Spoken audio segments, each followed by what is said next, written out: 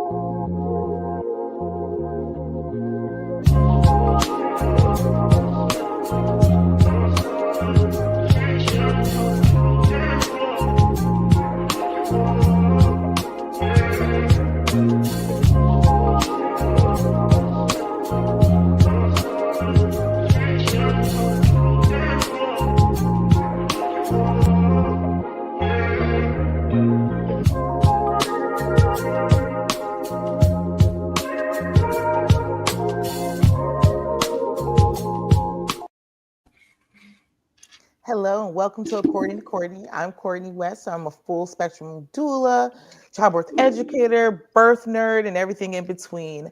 And welcome to my show. On this show, we talk about everything from mental health, emotional health, the little birth things in between. But a lot of times right now, it's just about how to fill your cup. And today I am super excited to share two amazing people that I know very well, and you guys actually know very well, who are coming to join us today. So I want to start off by saying, let me bring in Troy. Welcome to my show. How are you? I'm doing good, thank you. How are you doing today? I'm doing fine. And then Doc Z. Oh, it's so good to see you back on According to Courtney.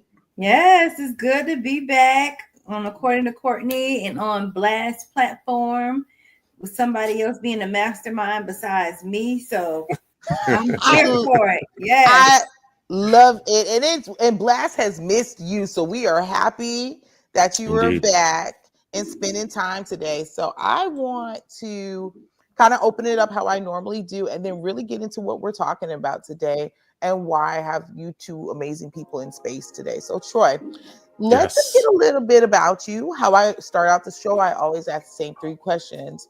You know, where are you from or where are your people from? What's the origin of your name, and what would you like to leave in the space? Sure. Where I'm from, I was born in Boston, Massachusetts. I've been all over the place. Born in Boston, Massachusetts. Had a stunt in Dallas, Texas. Lived in the United States Virgin Islands for 6 years. After I graduated high school, went back to Texas. Moved to Florida. Moved to Jersey, got married. From Jersey to Florida. And here I am. As far as my name goes, I do know that Troy is also derived from the word soldier or foot soldier. And the last name, Saha, actually, I've heard is Indian, and it also means good health. So I'm a soldier of good health. So I'll take it. All right. That's perfectly named. Yes. Soldier of good health. Mm-hmm. Yes, indeed. So that's, in a nutshell, that's basically me. Did you ask about anything else? I apologize. What, if anything, you would want to leave in the space that people will remember with you? What would that be?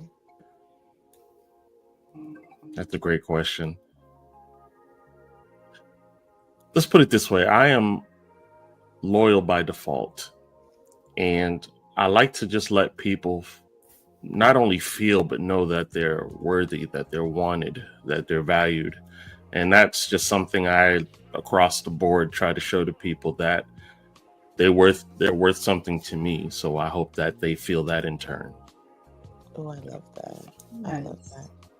So, Miss Zaneta, can you give us a recap for people who may not have got a chance to meet you, or they have met you and they've not known these aspects of you? Zaneta, what's your name, the origin of your name, where you're from, and what's something you will want to leave in this space for people? Okay, so my name is Zaneta Ellison. Zaneta is Hebrew, and it means God's gracious gift. My mom named me, and humbly speaking, but just knowing myself and sitting in what I know about me and why I'm on this earth, I feel like it's relevant. Like it made sense for that to be my name, right? Um, and I'm born and raised in St. Petersburg, Florida. Been here my entire life. Yes.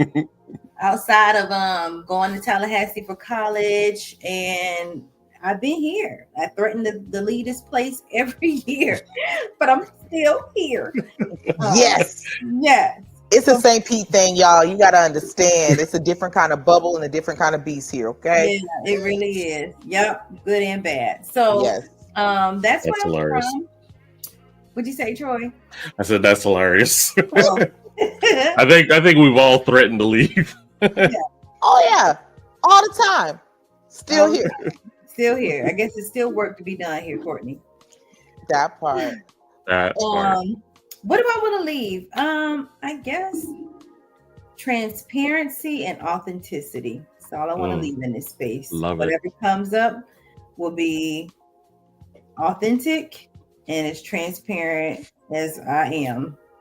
I love that, and I appreciate that. I am so excited to have you guys here because it's interesting because this is a topic that I have talked about with both of you in depth, and it's imposter syndrome. And I think I know people really don't understand what imposter syndrome is. And to be very transparent, I didn't know what imposter syndrome is. And it took Doc Z to actually show that in me and getting to learn what those things are. And I can say in my own journey, I learned how to, I won't say conquer because it's still a journey, but be able to move through it with both of these people who have helped me do this through the years. So, Zaneta, I would like to actually go to you. Can you explain to people what imposter syndrome is? Sure. It's a person's perceived, I'm going to use that word, perceived impression of themselves not being as authentic as either other people think they are or as they want to be. So it's their perceived fear that they are seen as not as authentic as they really are. In that comes, not feeling like you're deserving of anything good that happens. It just happened to happen to you. So it's almost like when a person just does not feel adequate enough to really be who they really are. That's a wonderful way to sum that up. Troy, do you know what imposter syndrome is, and have you ever experienced anything like that? Just so you know, that's like my middle name in most cases, because I deal with a lot of decisions sometimes that I feel I should pass the buck. I'm not qualified, or someone else should handle it. And honestly, I feel the good Lord has allowed me to be in these situations so that I handle it. I do dangerous prayers. And what I mean by that is I say, God, help me get comfortable with being in uncomfortable situations. Ooh, that is yeah. I ain't said that prayer before. I be saying the opposite. God, Creator, please remove me from this. I am not the one, the two, the three, or the four. No, I don't want it. Lord, make me comfortable. I want to be comfortable. Yes, I'm praying for that all the time. The reason why I pray that prayer is because I'm tired of being where I am. And until you get comfortable with being in uncomfortable situations, you're not going to see growth in your life. You'll be doing the same stupid thing. We know the definition of insanity. I'm constantly thinking something's going to change, but I'm not changing, so nothing's going to change. So until I say I'm going to let my personal feelings not get affected with business, someone can be talking to me about business or something I do business wise, and I would get offended. That's my mistake. I need to now realize it's the business situation that's irritating them. Yes, it may be in your hands that's doing it. But once you switch that mindset and realize it's not a personal attack on you, it's just how you're handling something. Change that so that you can, focus take care of that job right, and then it may be a new avenue for you. So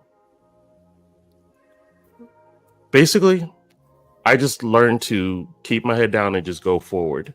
And that's what I've been doing lately. But now I want to go into places. I want to see people. I want to shake hands with people I normally wouldn't. And the only way to do that is to change my attitude, to increase my altitude. And that's the way I've been looking at it. That's good. I love that. Thank you. I'm so not like that. I appreciate you. Well, I think it's because it's what I do. I have to be on all the time. So like you're doing speaking engagements, you're in a birth. It's very intimate. And my work and in nursing, even my work is me. So because I work on such one-on-one intimate things, what you're judging is me. And so I'm constantly in that run of I have to be better, I have to be better, or I have to be this perception, I have to be this, I have to meet it, I have to meet it, I meet it. It doesn't matter if inside I'm dying inside. It doesn't matter that I may be broken in that moment. I'm not allowed to be broken because it's a job to do, and your job is me. I am the selling point. So I can say for me, I have always had severe imposter syndrome because I have a theater background. I've done theater from the time I was a child up, and it's drained into your head. There's always someone better than you. Nothing you do is good enough until I get the perfect shot. So you may do a show and run that same piece 50 million times to catch that one good time, and then it's still not good enough because you have to make it even better. And so I've always been under that thought process of that. So it's very difficult for me to take compliments because I've always been drained in me. There's always someone prettier than you. There's always someone better than you. There's always something from every aspect, from theater to home life, even because growing up in most spaces, I was the only Black person in those spaces. So from middle school to productions, I was it. So I didn't get that opportunity to be nothing else. You had to be exceptional or you were nothing. Yeah. And I didn't understand those things. So even when I'm in an arena with a bunch of people, and I could be the professional know-how of that, because I've honed it so much, in the back of my mind, I've always been, you can be better. Yeah. And it's very detrimental in a way. And I've done more work on it because I have daughters, because I don't want them to feel like that. Yeah. But even then, I had to, until very recently, my children, they see me cry or upset about something, but never see me be like, I don't know what I'm going to do. I don't know how to heal. I don't know how this goes. They've never seen that of me. And it threw me because I was like, oh, I messed up. Yeah. Wow, that's something that, like, you know, that mentality or that belief system that they ingrained in y'all, you know, that there's somebody better. It's almost like it was a double-edged sword, because that fear, you know, drove you to be excellent. You know what I'm saying? Like, it created a sense of excellence in your craft, in your work, but it also fostered a level of insecurity and, you know, and fear, because it's like, oh, I gotta perform all the time or be at 10 all the time because there's somebody around the corner who could just, you know, knock me off of my post, who is better than me. Yeah, absolutely. Literally, word for word, that's what I was told. There was someone who will come and knock you right off your feet. And then what are you? And so it really took a back to me, and having to learn through that. And it took, honestly, until last year, when I thought I would not be able to do birth work, I would not be able to nurse. And the same person who helped put me in that mind spot, it's like, it's just a position, it's just a job. It's not that big a deal. I had to turn to him like, do you know what you've told me all my life? All my life. And now you're telling me everything I have striven to do doesn't matter. I said, that's the part you don't get. There is no separation. There has been no separation. When you buy a package, you're buying me. Yeah. Yeah. And the look on their face was like, but it was interesting because it was the first time that person recognized they've done that. And they're like, ooh. Yeah. That's a problem. But it made you so great. Like, it made you so good at, you know, what you do now. You know, it's like it almost explains why your quality, you know what I'm saying? It almost explains the level of excellence you put in your work because of that mindset. And nobody knows about the secret pain or insecurity it created within you but you. You know what I'm saying? It's like the outside world gets to take advantage of that thing that drives us, right? That drives us to be who we are and what we contribute to the world and how, you know, the good things about us. But they don't know the cost that, you know, and the toll that it takes or puts on us in order to do that. All we see is LeBron James performing, getting 3-pointers, getting shoot, but we don't see him sitting in ice baths. We don't see him going through physical therapy. We don't see you know, the pain getting out of bed, that the excruciating pain he has to go through to show up on that court and bust it out. Yeah. True enough. Do you think that's why so many people who are successful deal with this is because, and we don't talk about it, because do you think it helps to, if we talked about that, would it make us more human? Is that good or bad? Yeah. Because when you've been trained like that, that's never been a concept that you've been ever allowed to think about. Well, if I am vulnerable, is that good or bad? And I'm learning that now. I'm just like, I don't know. I'm going to do it. And we just see what happens.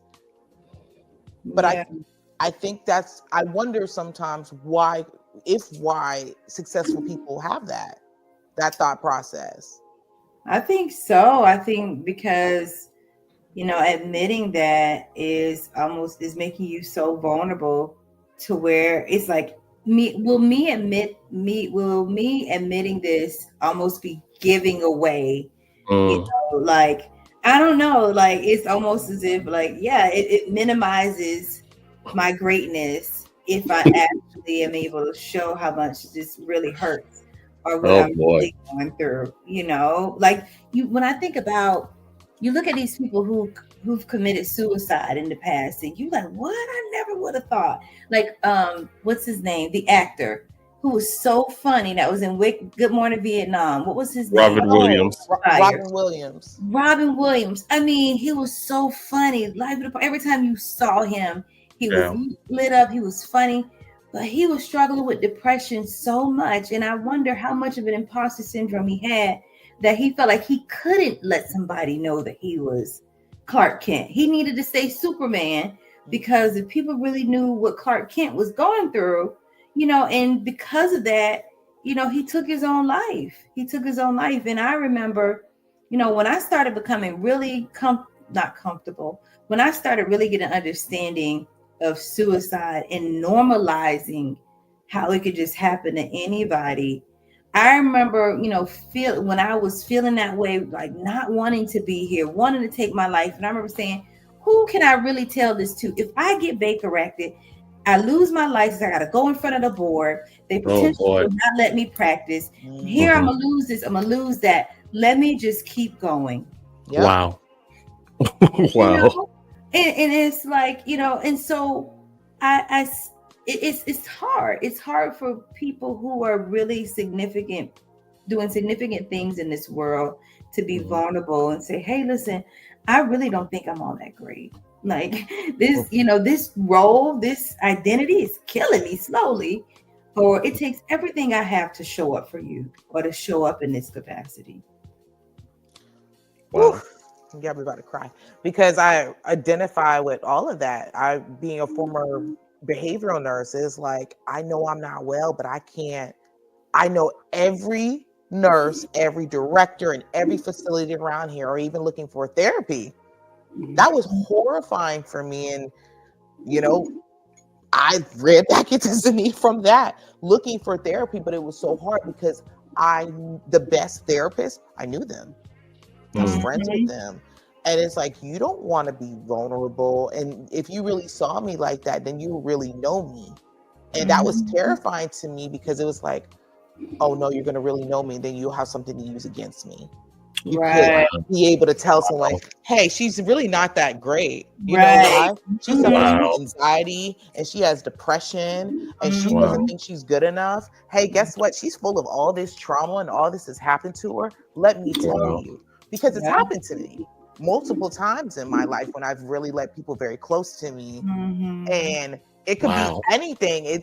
I found that in someone I thought was very close to me. I've known for many years, just doing things, and I'm like, oh, but do you know? That's why she's a single parent. Or do you know that her former spouse was on drugs? And do you know, like, and I'm thinking, you would have to really know me, because when it would come back to me, like, how do you know this about me? That's And crazy. so it makes it so much harder for me to be able to do that work. And so when you have to be put in them situations, you're like, I have to be okay, because there's no one to help me.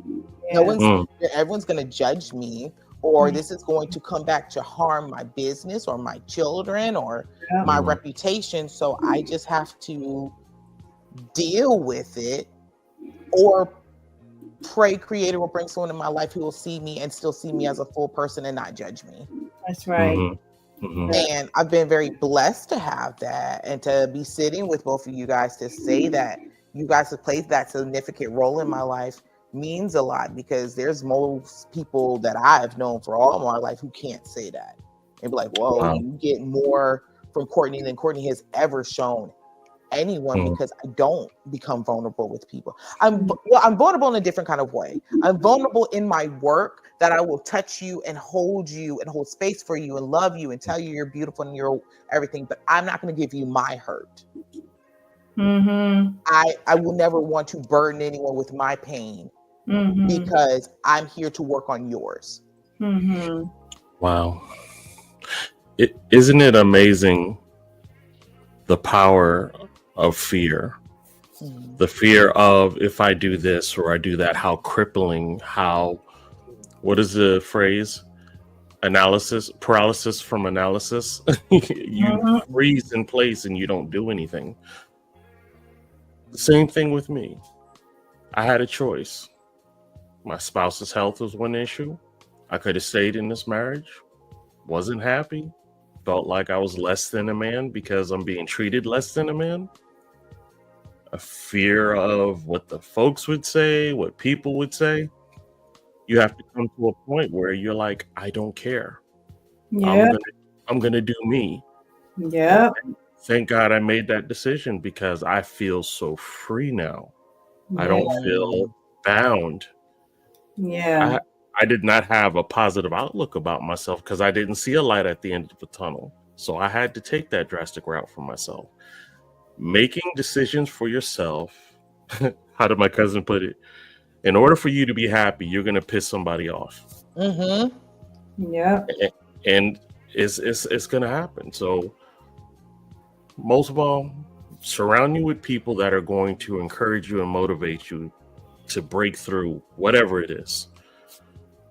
But also have people who will tell you the truth about yourself too. Because my decision took a while, but I had people that really cared about me, and they told me about myself, but it was done in love. And having people that love you won't steer you wrong. And because of that, I'm able to shower that love back. So that's my philosophy. That's good. I mean, I feel like, I think that's like a current struggle I'm going through now. Is I've been saying it more. I say I lost my business. And I really didn't lose my business. I just lost my business as I knew it. But I'm realizing I lost my business. I lost my identity in my business, and that's what I'm really grieving about. Because I've been struggling with really letting go of how I built my company, to present. You know, I said I have a group practice. I was always so proud that I was this young Black woman from St. Pete that built this practice with a bunch of other Black therapists, serving our community, taking Medicaid, which a lot of people don't do, doing insurance, private practice. Everybody wanted me to come speak here, and can you vendor here? Like, I didn't even mean to do it. I did it on accident, and it was great. But I realized that because I struggle with my own insecurity, knowing I'm enough, period, that this company was my identity. Like, like people know Zaneta for New Vision, and people know New Vision to be blah, blah, blah, blah, blah. Well, after October, I quickly, within like 72 hours, had to make a decision to dismantle New Vision in order to just keep something. So I got rid of about 90% of my therapists. I had to move out of my space. I had to go to quickly find a one-room space. I was broke. I had no money. Wells Fargo froze my accounts. I couldn't get any money in, any money out. I couldn't save my business if I wanted to, because I would have turned over every stone and added it at whatever dollar I could. I liquidated everything I had: my house, my federal savings, my retirement, everything, to pour in a New Vision. And when my bank accounts got froze, I was like, God, you got my hands tied. You literally will not let me save this. Wow. Yep. And here I am, still holding, 4 months later, still trying to hold on to this model, because I don't need people to know that New Vision is like I don't need people to know that it fell apart. I still need people to think that, hey, yeah, sure, you got somebody who wants therapy. Yeah, I got a therapist for them. And I don't. And finally, I was just like, Zaneta, it served its purpose in the season it was supposed to. Where you went wrong was not creating this business, but creating your identity in this business. What you're going through right now, this depression, is grief and loss. And it's okay, because you might not have lost a person, but you lost something that was valuable. Your identity created in it. Oh, Zaneta. So now I'm realizing that I don't have to be my work. Like, I can still find value in who I am. And what I have to contribute to this world is not in a company. It's my name means God's gracious gift. And he can use me on a mountaintop, or he can use me in a corporation. But I had to find that confidence in myself. Oh, Zaneta. Sorry, guys. No. So that right there, we can't do. Don't be sorry. Be thankful and thank you, because look, as someone who saw you as you and you as you, New Visions, let me tell you something. The gift was always you. People didn't come for your therapist. They came for you. They wanted a piece of you. They wanted to hear you, see your photos, be in your presence in the space that you have built. You are so appreciated by so many people, and people love you, not for what that business is. Let me tell you that ain't it. It's about you and what you pour into people. You are God's gift. And we are thankful to have you, because you are able to speak into people who are unspoken to and not seen, or who are overly seen and never really seen. And I say that because I know that you have spoken life into me, where I've been in some bad spots, where I have lost everything and parts of myself, that I have given up everything. And you have spoken life into me when I really was in a bad spot. And just because it's just you, not because you're my therapist or because you were my friend, it'll be like, hey, I got a download. You got some time? Make some. We're going to talk right now. And it's a gift. I do it to other people, but it's very rare to have someone just like you give it just because God told you to. So you needed not that, because you really didn't need the other stuff. It's just you. And you will be bountiful. You will be infinite, it will come back tenfold because you deserve it. And there ain't Easily. no better person to do it but you. Agreed. Thank you.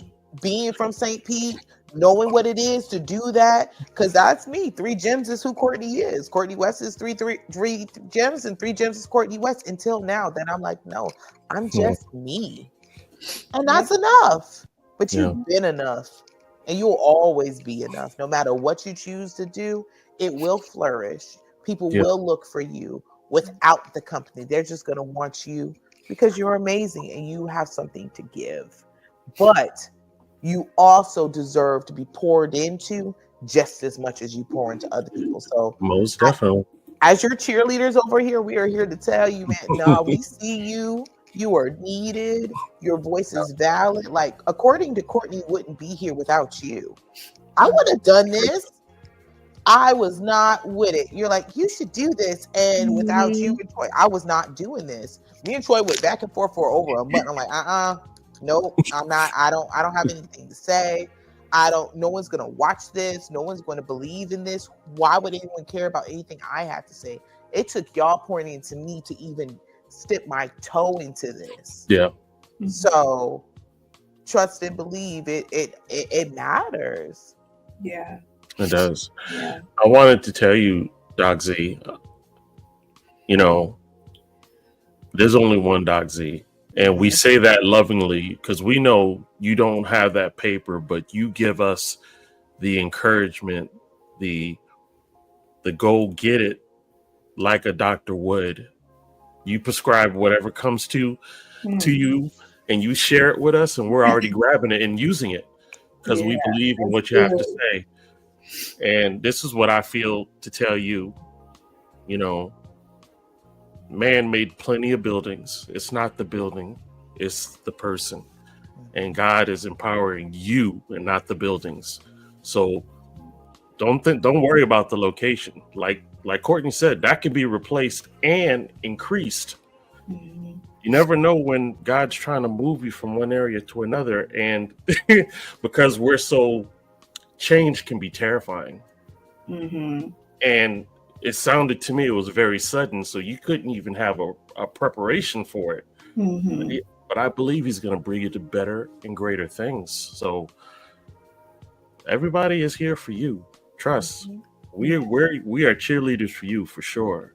And I know you're going to do great. So this is just a stepping stone. Yeah. Absolutely. I appreciate that. Thank you. Thank you. You're right, Courtney. I like how you said people were coming for me. Like they were wanting to get to know me.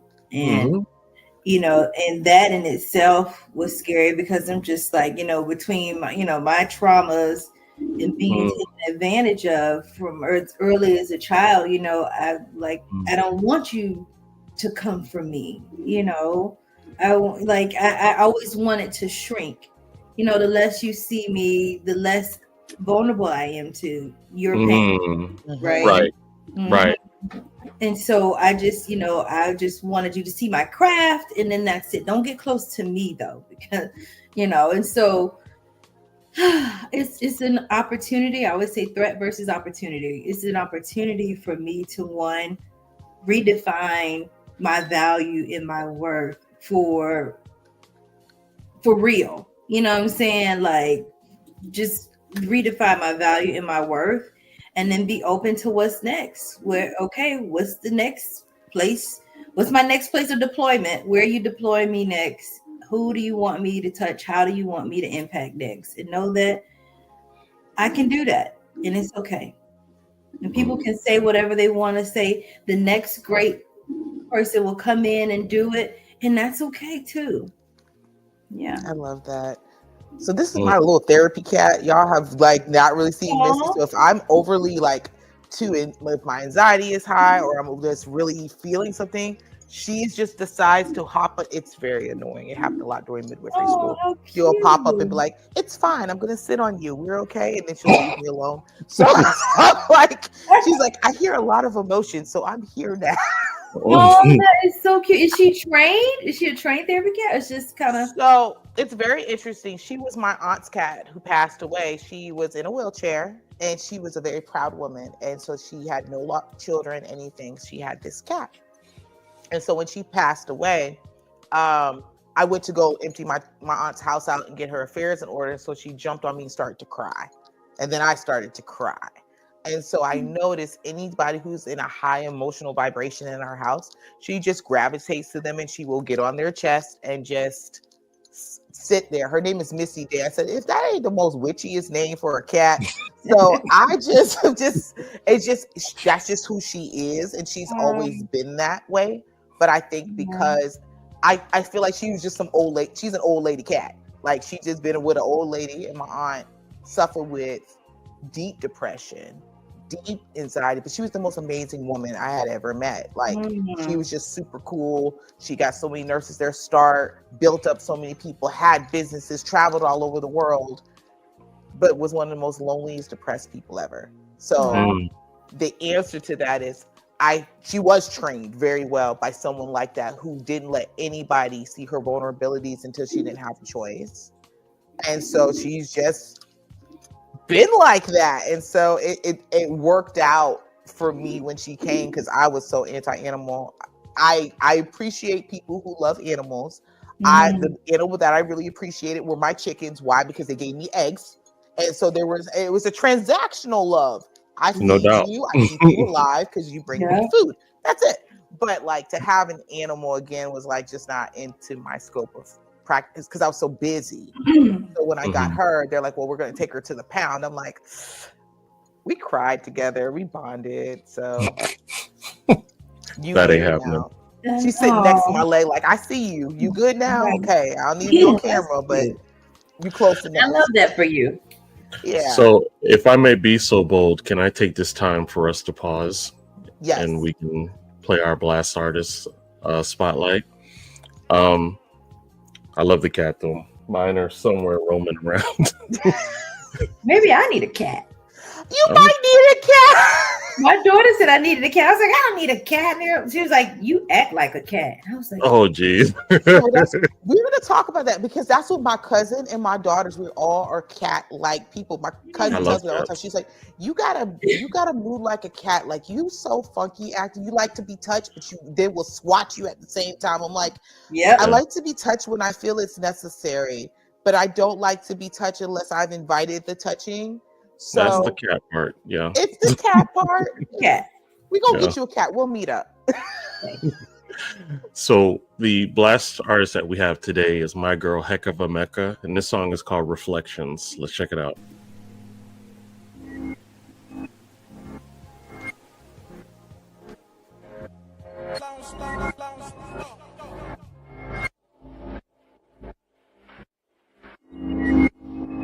As a man thinketh in his heart, so is he. Now, look in the mirror, tell me what you see. See.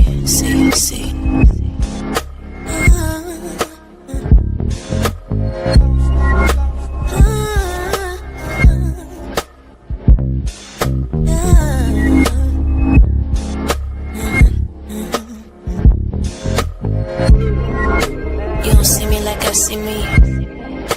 You don't see me like I see me, nah. You don't see me like I see me.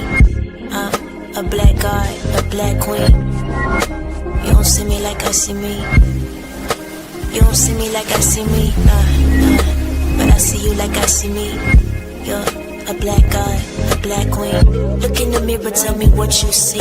I mean, do you really see a hoe? Society calls you bitch, but you are not a dog. It's the other way around, baby girl. You are a god. I know you probably never heard of this, so I suggest you take a hold of this. Yeah, it's some people on this boat that's poking holes in it, but we gon' patch it up anyway and just float on it. People say we don't reflect God, but we the co-creators with God. So if somebody got a problem, then that's their problem. They need to take that up with God, cause we've been here since the beginning. Team black girl, yeah, we winning, but we gotta stop with the division. Where light is right and black is whack, that's superstition. Cause Willie lynched us regardless of the difference, but we don't get it, A reflection of you, you're a reflection of me. We're a reflection of God, and Inside us is the key. We hold the secrets of the universe, produce the universal kings. We produced Martin with the dream. We produced Elijah, Kareem, and we produced Farrakhan on the scene, yeah. But you don't see me like I see me. But you don't see me like I see me, nah. You don't see me like I see me. A black god, a black queen. But I see you like I see me.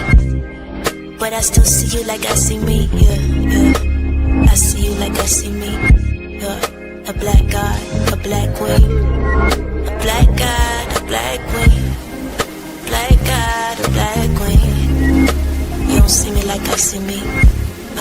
A black god, a black queen. A black god, a black queen. A black god, a black queen. But I see you like I see me. Royalty. Look in the mirror, tell me what you see. Do you really see a nigga? Do you really see a thug? Do you see a drug dealer? Do you really see a savage or a beast or a killer? Well, I don't. I know you've got a lot to carry, a wide load. They changed your name from Kuta Kinte into John Doe. You say your eyes is wide open, but your mind closed. Cause you don't think that you a god. But I know that you got more to offer than what shows. Your dirt's been exposed, but you gotta dig deep to find gold. To find gems, to find gold, that's what you are. Ain't nobody gotta tell you you a star. That's why you want the finer things, the gold chains and the diamond rings. Cause the king deserve it all, no LeBron. You're a reflection of me, I'm a reflection of you. We're a reflection of God, and inside us is the truth. You are the creator of the universe, the sun, the stars, and the moon. Anything you think you can do. Don't you know your mind is a womb? Your thoughts can give birth to something new. But you don't see you like you should see. You don't see you like you should see, nah. You don't see you like you should see. You're a black god, a black king. But I see you like you should see. But I still see you like you should see, yeah. I see you like you should see. You're a black god, a black king. Black god, a black king. Black god, a black king. Yeah. She don't see you like you should see. You're a black god, a black king. A black god, a black king. A black god, a black king. But I see you like you should see. You're royalty.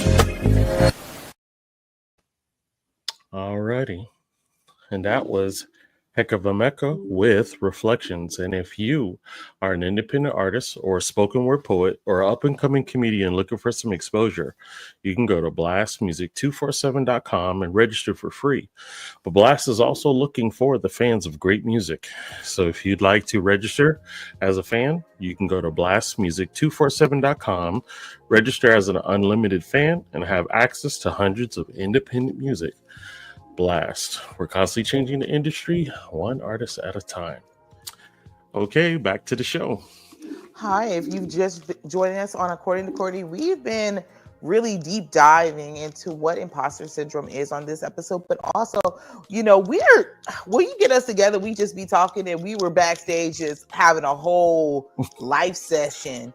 And I kind of want to come back into that, about when it comes into relationships with men and women, and how not only imposter syndrome comes up, but about that vulnerability portion of that. Mm-hmm. And Troy, you were like giving us some gems and some nuggets over here about like how men show up in these relationships and what it's like to be able to be vulnerable enough to say how you're feeling.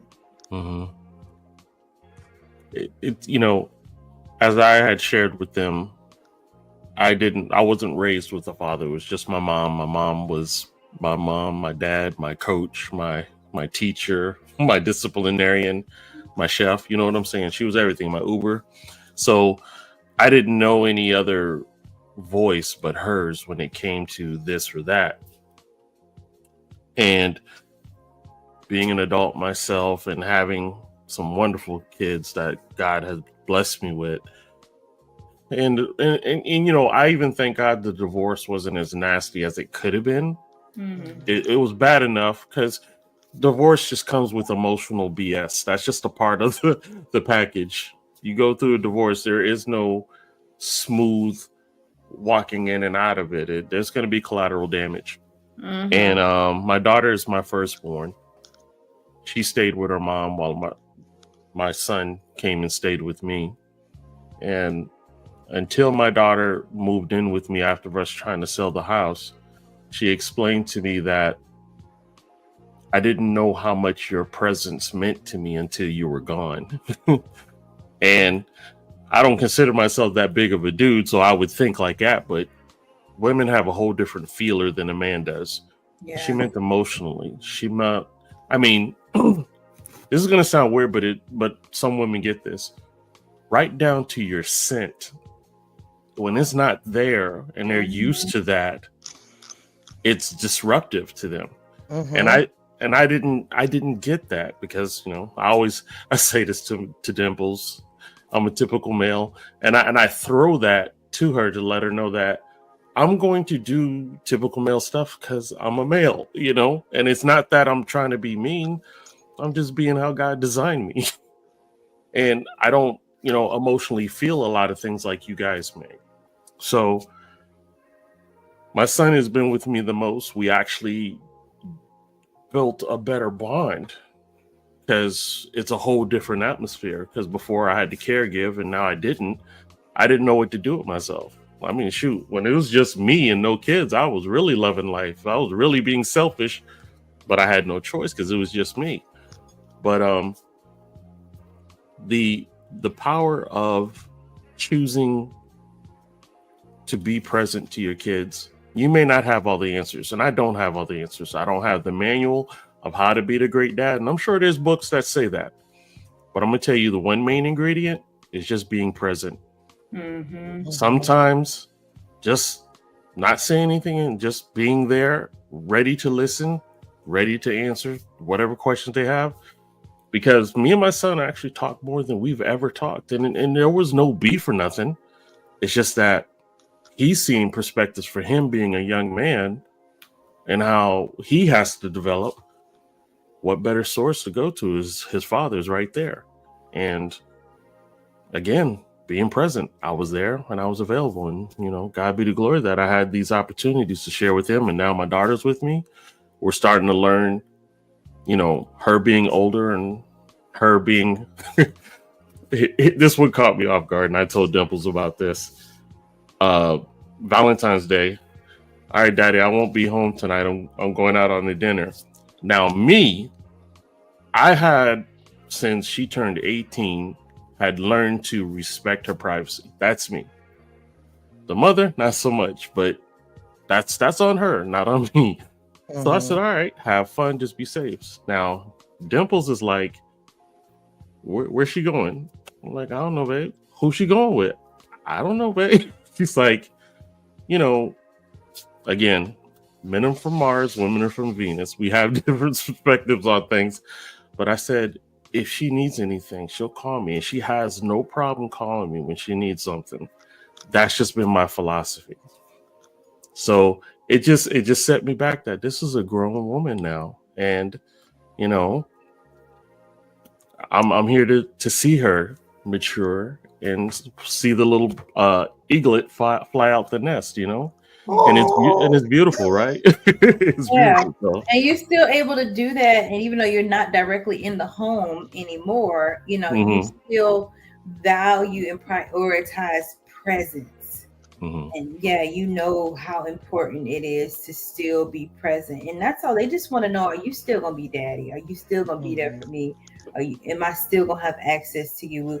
And you know, if the more you're able to reassure them of that, like, yeah, even though you're not in the home, you won't skip a beat because you still were present. And I think that's awesome that you're also getting this opportunity now that they are in the home with you. You do have both of your kids with you now. Oh, you do? That. Yeah, I'm sorry. They're both with me now. Yeah, so that's why, but having both perspectives of you not being there in the house, but still being present. And then now that they're both with you, and Right. being present at this point in their lives, that's a different type of relationship to be able to sit with somebody and be like, okay. Very true. Okay. Yeah. Yeah. You're And right. which makes Yeah. it so phenomenal. Which, I always like to give Troy, not always. I recently have been Tell really the like truth. giving Troy his merits, because it's not easy that you tell someone like, yo, I really admire you, but like Troy is present. Like he is present for us as people who work for Blast. He's present with his children, and I had to tell like, yo, like you rare. This is beautiful. As a person who was not raised with that, I had never seen it. Like I was raised with my grandmother and my mother and my aunts, and I appreciate them, but I had never seen a man present that's there for everyone just because, and there's nothing to it. It's just is. Mm-hmm. And nothing else. And I think that is something beautiful to that. And that, hey, you get your snaps, all the things, because it's like, I want one of those. When I grow up, I'm gonna get me one of them. And also, or when you're having that, in relationships and things, now that I have that in my life and I've never had that before, it's like, oh, that's what that was. Troy be doing that stuff. Okay, so this is what you be doing. So this stuff is normal. Okay, cool. Mm-hmm. Yeah, like there really are men out there who do X, Y, and Z. There really are men who could be faithful. Men get painted this, or women get this narrative that, men cheat and the dating pool got pee in it, and it does. And these men aren't this and that, but there are men who value integrity, who value love and commitment, and who are willing to marry women still and date exclusively, And so when you get that, it's like, wow, like, and for me, I was always looking around the corner like, like it's gotta be something. Like it's gotta be something. That was me. It was too good to be true. It was too good to be true. Period. Wow. Absolutely. I'm still learning and getting used to the fact that it's like things can be okay. And being with someone going on 5 years, that cheating has never been a thing. It's never come up. It's never, and we'll tell you, I ain't got time for that. I have a home. I'm loyal. This is it. And to be like, being truthful and being honest, like these men are, this is cool. This is like, this is my family. And to hear a man be so solid about like that and so protective of that, like, no, you can't just be around my family. I'm good. Yeah, and it's like, y'all are cool. I like it. And to be like, I've seen Troy do this, so this is okay. All right, keep doing it. No, I appreciate the compliments. I do not walk on water. I do not glow in the dark or anything weird like that. It's a choice. I made a choice of a certain lifestyle I want to live, and having a woman that, delivers all my needs and wants. Then there's nothing else I need except just to cultivate. And we always remind ourselves of what brought us together. Yeah. Because as soon as you forget that, it starts to lose its shine, and then the eyes start to wander. I don't want that. I'm not interested in that. She's amazing. She makes me laugh. We have good time every time we see each other. And I want to grow old with her, and that's a fact. She's great people. Beautiful. That is. I love that. I think a real relationship that I've learned, and I can say honestly, I've had imposter syndrome with almost every relationship I've been in until recently. Wow. And I can own that, because I always felt like if I didn't show up in this person, if I didn't do exactly what they wanted in this type of way, I wouldn't. I was taught love with conditions. I'll love you as long as you're doing what I want you to do. I will love you and give you the respect that you want as long as you fall into place. And I know that's what really poured into my imposter syndrome. Hard. Because that's all I knew. That if I don't do this, you won't love me. And this was the first time that I could say and was told, I will love you regardless. And this person seen me on my best day and my worst day, after birth, after the death of a baby, after the joy of the highs, the lows, when I thought I'd have nothing and someone still stood by me no matter what. Mhm. I didn't know what that looked like. It was the first time I could ever be truly vulnerable, to be like, this is who I am. I'm not perfect. I have lots of flaws. I have my ways. I don't trust, and love me through it. Like, it's tough when you tell a man, yeah, man, I may never marry you because I had horrible experience. And if you do, you're going to have to jump through this hoop, this hoop, this hoop. I want to do therapy. I want to do it because I want to do it right. And a person say, and that is okay. And you deserve that. And we will take as long as we need to, because I'm not going anywhere. Oh, I love that for you. I do. I needed that. And I didn't know I needed that. And that they meant it was like, okay, all right. I definitely have a question when you get a moment. Go ahead. What's your question? I'm sorry. I didn't mean to cut your stride. No. What's the question? Is it important for you to hear a man say something like that? Because I said that to Dimples, because bad marriage, worse boyfriend afterwards, and she's pretty much was fine with not being in love again. And then I come along and I said, look, you told me to give you some time. I'm gonna give you all the time you need, but I'm not going anywhere. I know what I want. I'm here. Is that kind of important? That was everything. That was absolutely everything, because you have to understand, every man in my life has left. Right. No one has ever been consistent, or like my godfather's the only consistent man in my entire life. And he lives in Tallahassee, and then his life couldn't afford him to be with me the way I wanted to be with him. No one has ever stayed. I don't know what that looks like. Or like, I have a god brother I love very dearly, but for a long time I pushed him away because no one ever stays. I don't know what that looked like. So this was the first time to say I want to tell you, I love you and I'm going to stay with you because you're worth it and you mean the world to me. Yeah. To someone who's never had that is everything. Yeah. And not only to say it, but to mean it. Yeah. If you mean that shit. Yeah. Now you've changed my whole world around. Now you can take your gloves off, right, and get out of this defensive mode and actually allow your defenses to come down and truly be seen and loved in the way that you really deserve and may have always wanted. And see, for me, it was the other way around. I was the leaver. You're not leaving me. I'm the leaver. And so I had one guy break up with me, and it devastated my world because I actually thought that was the one. And I was like, I met my match. What do you mean? You leaving before I leave? You a faster runner than I am? And that tore my ego apart, but it gave me a dose of my own medicine. So because my fear caused me to run from relationships, when things got harder, when I saw things like we were arguing, I'm like, so you want to break up? You want to break up? It's over. I was always, he was like, why are you always looking for the end? He was like, no, we gonna have an argument. We might not talk for 24 hours because he need time to thaw out. He was like, but I ain't going nowhere. Like this, we gonna come back and move on. And I was just like, so every time it's a little argument, I'm just now getting used to not asking him if we want to break up. Like, what you want to do? What you want to do?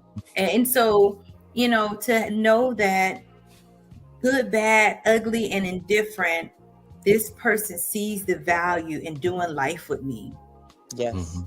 He sees me. He sees what's good in me enough to say, you know what? Yes, she got her issues, but this is worth us. This is worth us working through.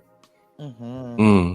So we got to do it. We got to do a, I'm going to do, you're not doing this, Courtney. I'm going to do one. I want you to do, no. You can have the next one. I want you to do this because I think this is such a beautiful conversation to have. And I've even asked my spouse, I said, would you ever, if it ever came up, would you have this conversation with me in this type of form? And he said, yeah. And I was like, you would? We bringing him on. We bringing him on, and I'm gonna bring my guy, and Troy gonna bring. What you call her? I'll bring Dimples. I love that. So if you knew her, she has the dimples. So it makes sense. I seen her once, and I don't remember Dimples. She probably wasn't smiling, but when she smiled, boy, they in there. Woof. Okay, yeah, she When was. she starts talking about Troy, it goes.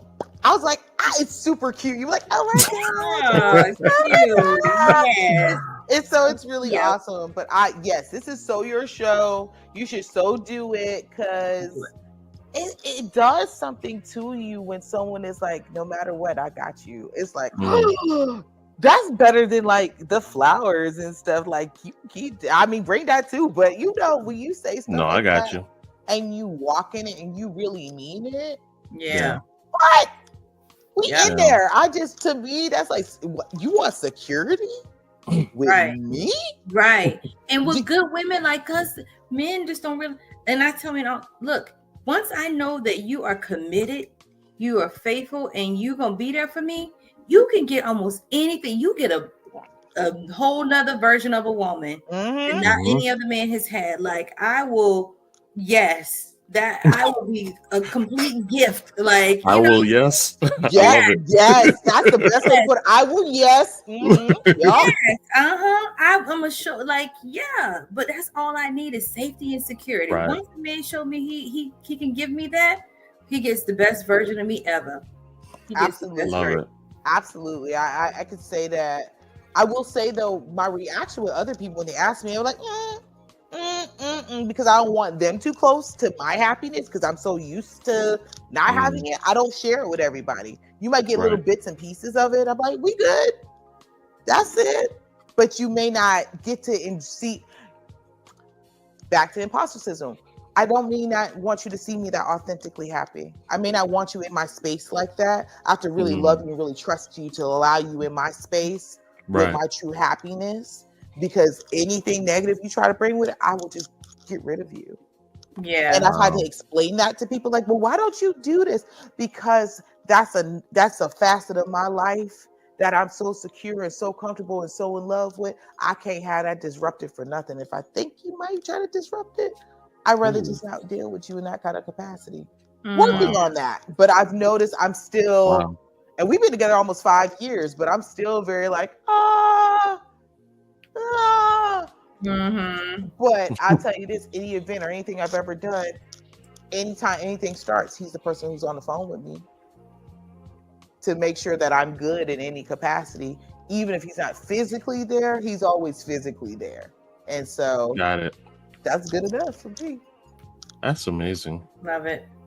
So we hit our hour. This was so amazing. Okay, so next show will be on Doc Z's channel because we're gonna rework this because this was amazing. I want to say thank you guys for being vulnerable and sharing space and just doing and having this conversation, which I promise you over a year ago before Zaneta brought it to me would never have happened. I would have never done this. So thank you guys for giving me the space and opportunity to share this type of vulnerability with you guys and with everyone else. Indeed. Absolutely. Thank you for having me. Yeah, I'm glad you said yes and you realize that there is plenty for you to talk about and the world needs to know who you are, what you do, and the value of just you being you. And so, according to Courtney, according to Courtney, it's everything, not just doula or birthing, everything, just life, because you can relate to in so many other spaces besides doula work. And the world needs to hear you, Courtney. I appreciate it. And I want to shout out myself and give my kudos to you guys. I actually have a special being done on me in our local news, NBC News, portion in our area. And I would have never taken this interview if I wouldn't have worked with you guys to feel comfortable enough in myself to allow anything, because it's a story on me and my journey in the work that I've done, the work I've done in the community, but also in my upbringing. I would have never allowed anyone, especially a news broadcaster, to sit down and talk to me in that type of capacity. I've done news things in the past, but you weren't going to get up. I would make it very clear at the beginning. So we're going to talk about this, this, this, and this. You can ask me this and this and this. Actually, I came with my own questions. Here you go. Let's go. And be dead serious. And they'd be like, oh shit. Okay, cool. But they were running with it. With this one, she's like, I just want you to talk. So I thank you guys, and I appreciate you Wow. guys. It actually comes on because this will air on Saturday in the morning. It comes on at 7 o'clock that evening. So thank you guys for Okay. sharing this space in such a big moment in my life. But I wouldn't have done this without you guys. So I thank you. Congratulations. Absolutely. Yes. Congratulations. I look forward to hearing it. I'm excited to see it and to see what it is. So thank you guys. And Troy, I thank you for letting me which y'all don't know is I put Troy on the spot. And I was like, hey, guess what? You're gonna shoot with me today. Yay. And he changed his shirt and got ready in like 2.5 seconds and did this. So thank you for You're allowing me to be me and No to doubt. just do this with me and hold space. So I appreciate you guys in the space. And to my viewers, you are loved, you are seen, you are heard. Join me every Saturday at 10 o'clock a.m. to fill your cup and to know that you're valued. And until next time, you guys take care. All right. See everybody. Bye, you guys.